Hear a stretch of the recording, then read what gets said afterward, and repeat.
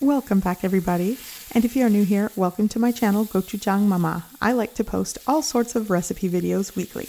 Okay, today I am making tacos al pastor, and this is how I do it. First, to start, I am going to make a marinade, and what I've already done is pre-soaked 3 Ancho chilies and 4 Guajillo chilies. And I did want to show you, when you're working with dried chilies, you'll want to give them a really good rinse because as you can see, sometimes they come with a lot of dust or debris that you don't want in your marinade. So just bear that in mind. So all I'm going to do is remove the stems and seeds, and then I'm going to give them a good rinse. And now I'm going to put them in a pot of boiling water. I basically brought the water up to a boil, shut the heat off, and now I'm going to let my chilies steep for at least 30 minutes or until they're soft and pliable. And once they've steeped, that's what you end up with. I'm also going to be using 8 ounces of orange juice. This is fresh squeezed orange juice. I also like to use pineapple juice if I have it. Also a 1/4 cup of apple cider vinegar. And a lot of the spices in this marinade are up to your preference. I'm doing salt to taste. This is around 1.5 teaspoons. I'm also going to be using half of a small onion that I've diced, 1 bay leaf, 3 cloves of fresh garlic, half of a teaspoon of cracked black pepper, 1 teaspoon of Mexican oregano, 1/8 teaspoon of ground annatto seeds, that's basically for color, a pinch of ground cinnamon, and 1 allspice berry that basically I crushed and ground. Now, the seasonings and spices in this are definitely up to you. You can add more if you like, but this recipe is just something that I like, the combination of flavors, and I just use it.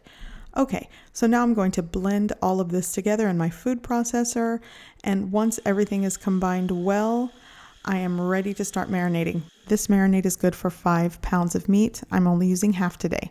Okay, so I'm using 2.5 pounds of boneless sliced pork shoulder roast. You could use the pork meat of your choice. This is the one I always go for because that's what the store sells. So all I like to do is basically pound it out thin. I find that when I do this, it sort of mimics the meat that they put on that spinning trompo, you know? So anyways, my meat is pounded thin. Now I'm ready to marinate it. And again, I'm only going to use a cup of the marinade, and I'll be putting this in a glass baking dish just to sit in the refrigerator and marinate. So all I'm doing is going to put some at the bottom of this dish, and each slice I'm going to slather it in this aromatic marinade. It smells so good right now.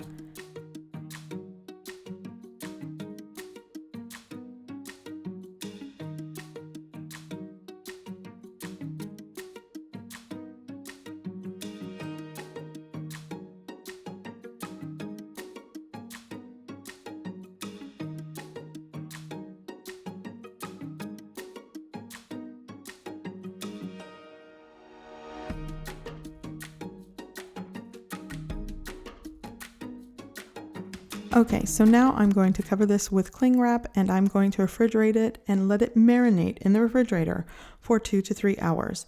Now you could do this overnight, but I find with pork meat that obviously has, you know, the citrus from the orange and the vinegar, it definitely doesn't need that long to marinate, but it's up to you. So all I'm going to do is reserve the rest of that marinade that I didn't use and just put it in a little baggie and inside a freezer safe container, and I can use it next time I want to make this.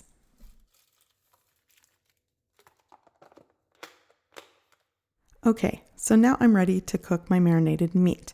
My meat has been marinating for around 3 hours, so I have been preheating this on a medium to medium high heat, and this is just a cast iron griddle. Sometimes you could even use a pan, by the way. So here's my marinated meat, and I'm just going to set that aside. So I'm adding a little bit of oil to my cast iron griddle.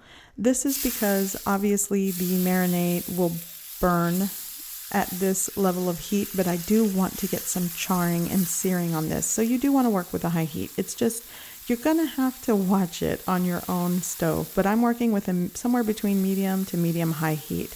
And I do like to preheat my griddle over a period of time. And one side is really hot and the other side is not. So it kind of lets me control if things get a little out of hand on one part of the griddle. So I'm just going to cook this probably several minutes on each side, again depending how high your heat is, but you want to make sure you cook it through, and because it's thin, it's not going to take that long, and because I'm working with a cast iron griddle on a high heat, it's going to get some beautiful charring and flavor.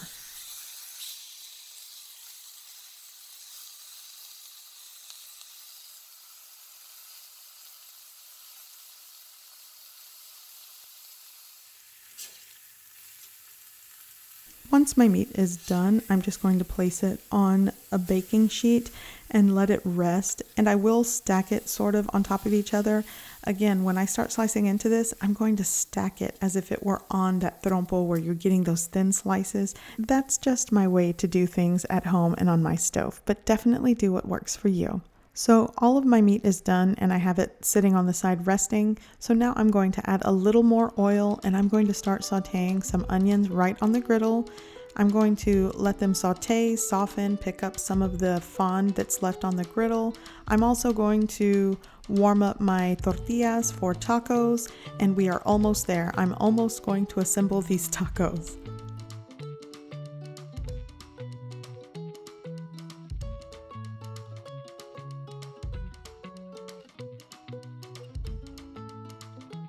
Okay, so my meat has rested, so now I'm just going to make thin slices of just tender, juicy chunks of this delicious marinated pork meat. It's really one of my favorites, and I can pretty much eat this by itself. I can eat it with scrambled eggs. I could eat it on tacos. I can eat it on tortas. By the way, I should probably do that.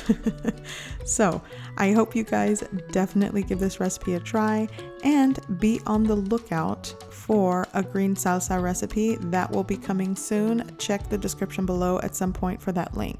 So now I'm just going to speed things up a bit and make this delicious taco.